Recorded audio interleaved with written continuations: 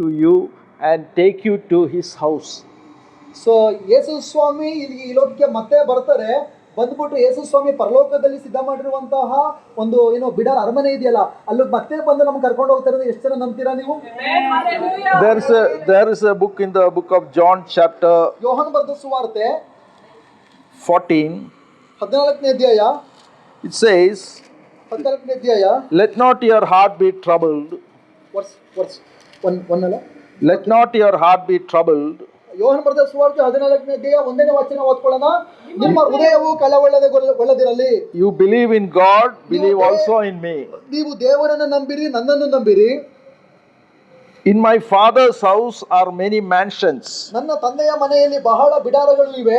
If it were not so, ಇಲ್ಲದಿದ್ದರೆ ನಿಮಗೆ ಹೇಳುತ್ತಿದ್ದೇನು, I would have told you, I go to prepare a place for you. ನಿಮಗೆ ಸ್ಥಳವನ್ನು ಸಿದ್ಧ ಮಾಡುವುದಕ್ಕೆ ಹೋಗುತ್ತೇನಲ್ಲ, ನಾನು ಹೋಗಿ ನಿಮಗೆ ಸ್ಥಳವನ್ನು ಸಿದ್ಧ ಮಾಡಿದ ಮೇಲೆ ತಿರುಗಿ ಬಂದು ನಿಮ್ಮನ್ನು ಕರೆದುಕೊಂಡು ಹೋಗಿ ಅಲ್ಲಿಗೆ ನಿಮ್ಮನ್ನು ಸೇರಿಸಿಕೊಳ್ಳುವೆನು. And if I go and prepare a place for you, I will come again and receive you to myself, that where I am, there you may be also. 3ನೇ ವಚನ ನೋಡ್ಕೊಳ್ಳಿ. ನಾನು ಹೋಗಿ ನಿಮಗೆ ಸ್ಥಳವನ್ನು ಸಿದ್ಧ ಮಾಡಿದ ಮೇಲೆ ತಿರುಗಿ ಬಂದು ನಿಮ್ಮನ್ನು ಕರೆದುಕೊಂಡು ಹೋಗಿ ನನ್ನ ಬಳಿಗೆ ಸೇರಿಸಿಕೊಳ್ಳುವೆನು. Amen. So how many of you know that one day Jesus will come and take you to his house? ಎಷ್ಟು ಜನ ನಂಬಿದ್ದೀರಾ? ಎಷ್ಟು ಜನ ನಂಬ್ತೀರಾ ನೀವು? ಯೇಸು ಕ್ರಿಸ್ತನು ಬಂದು ತಿರುಗಾ ನಿಮ್ಮನ್ನು ಕರೆದುಕೊಂಡು ಹೋಗಿ ತನ್ನ ಬಳಿ ಸೇರಿಸಿಕೊಳ್ತಾರೆ ಅಂತ. So what we are praying here is only for some time we can have it for in possession. So ಈ ಲೋಕದಲ್ಲಿ ನಾವು ಪ್ರಾರ್ಥನೆ ಮಾಡುವಂಥದ್ದು ಬರೀ ತಾತ್ಕಾಲಿಕ ಅಷ್ಟೇ. ಅದು only 10% of our life is in this world here. So ಈ ಲೋಕದಲ್ಲಿ ನಾವು ಜೀವಿಸುವಂಥದ್ದು ಬರೀ 110 ಭಾಗ ಮಾತ್ರ ಅಷ್ಟೇನೆ.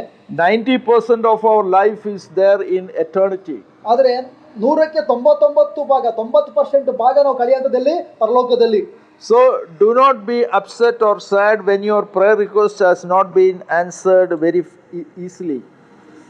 ನೀವು ಪ್ರಾರ್ಥನೆ ಮಾಡುವಂತ ಸಂದರ್ಭದಲ್ಲಿ ತಕ್ಷಣ ನೀವು ಪ್ರಾರ್ಥನೆಗೆ ಉತ್ತರ ಸಿಕ್ಕದೆ ಹೋದರೆ ನೀವು ನಿರಾಶೆಗೊಳ್ಬೇಡ್ರಿ. When you pray for something you will not get it. ಕೆಲವು ಸಲ ಏನಾಗುತ್ತೆ ಅಂದ್ರೆ ಪ್ರಾರ್ಥನೆ ಮಾಡ್ತಾ ಇರ್ತೀರ ಅನೇಕ ಸಮಯಗಳಿಂದಲೂ ಕೂಡ ಕೆಲವು ಸಲ ಉತ್ತರ ಸಿಗಲ್ಲ.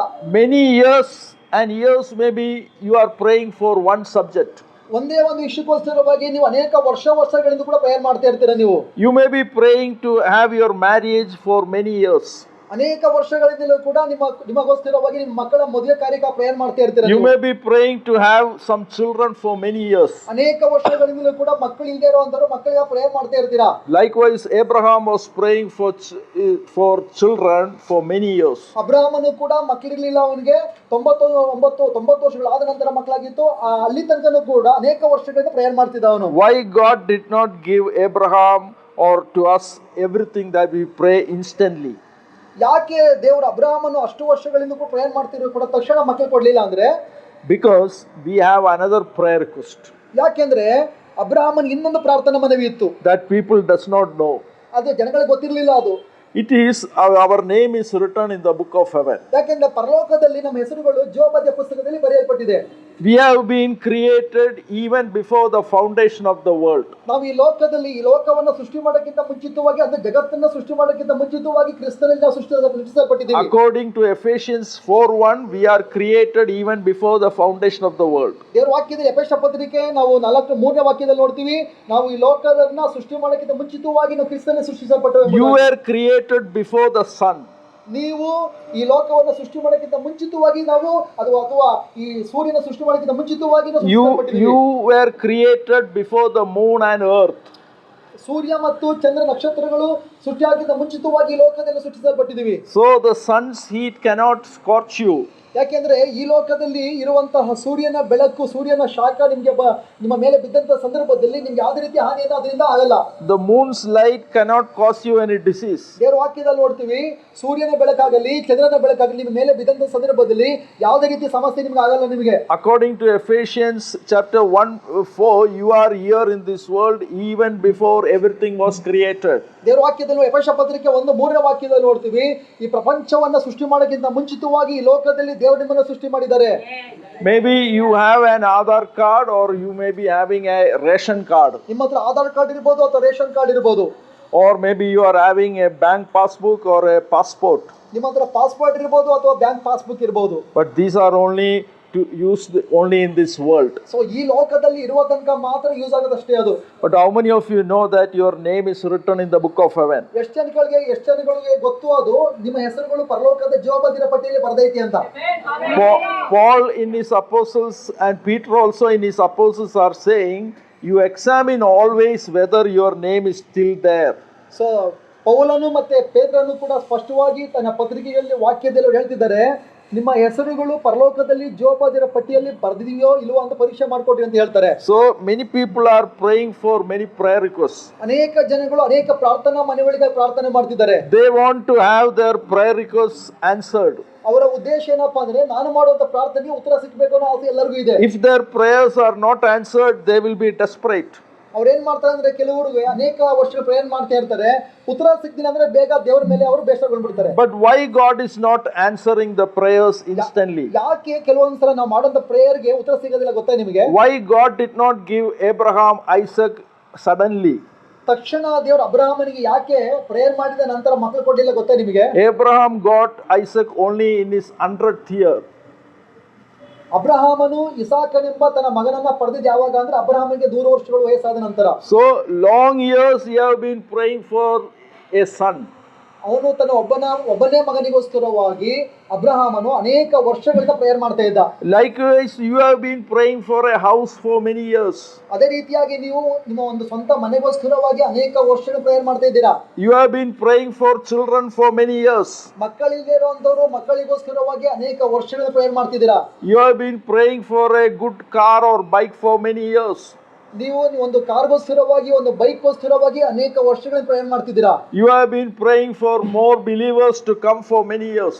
ಅನೇಕ ಜನಗಳು ಅನೇಕ ವಿಶ್ವಾಸಿಗಳು ಸಭೆಗೆ ಬರಬೇಕು ಅಂತ ನೀವೆಲ್ಲರೂ ಕೂಡ ಅನೇಕ ವರ್ಷಗಳ ಪ್ರೇಯರ್ ಮಾಡ್ತಿದ್ದೀರಾ. But God is not doing everything immediately. ಆದ್ರೆ ದೇವರು ತಕ್ಷಣ ಒಂದು ಕಾರ್ಯವನ್ನು ಕೆಲವೊಂದು ಸಾರಿ ಮಾಡ್ತಾ ಇಲ್ಲ.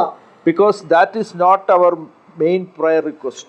ಯಾಕೆಂದ್ರೆ ಅದು ಮಾತ್ರ ನಮ್ಮ ಮುಖ್ಯ ಪ್ರಾರ್ಥನಾ ಮನವಿ ಅಲ್ಲ. Our main prayer request is when Jesus comes, that we have read in John chapter 14, 1, 2 and 3.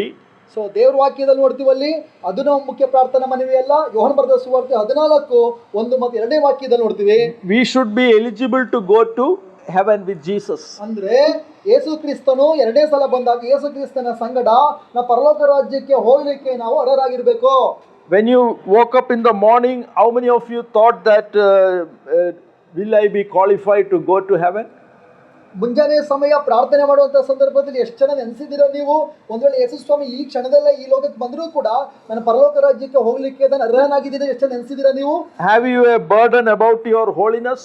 So ನೀವು ಇಲ್ಲಿ ಕೂತಿರುವಂತ ನಿಮ್ಗೆ ನಿಮ್ಮ ಪರಿಶುದ್ಧವಾದ ಜೀವಿತದ ಬಗ್ಗೆ ಒಂದು ಭಾರ ಇದೆಯಾ?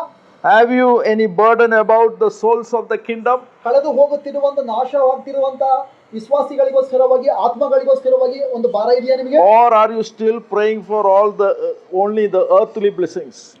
ಆದ್ರೆ ಅದನ್ನು ಬಿಟ್ಟು ಅಥವಾ ಈ ಲೋಕದಲ್ಲಿ ಸಿಗುವಂತ ಆಶೀರ್ವಾದಕ್ಕೋಸ್ಕರವಾಗಿ ನೀವು ತವಕ ಪಡ್ತಿದ್ದೀರಾ? When you pray for spiritual desires and spiritual blessings, your earthly blessings also you will get. ಯಾವಾಗ ನೀವು ಆತ್ಮಿಕ ವಿಷಯಗಳಿಗೋಸ್ಕರವಾಗಿ ಪ್ರಾರ್ಥನೆ ಮಾಡ್ತಿರೋ ಆಗ ಲೌಕಿಕವಾದ ವಿಷಯಗಳು ಕೂಡ ನಿಮಗೆ ಸಿಗುತ್ತೆ ನಿಮಗೆ. Sarah was happy when Abraham and Sarah got Isaac.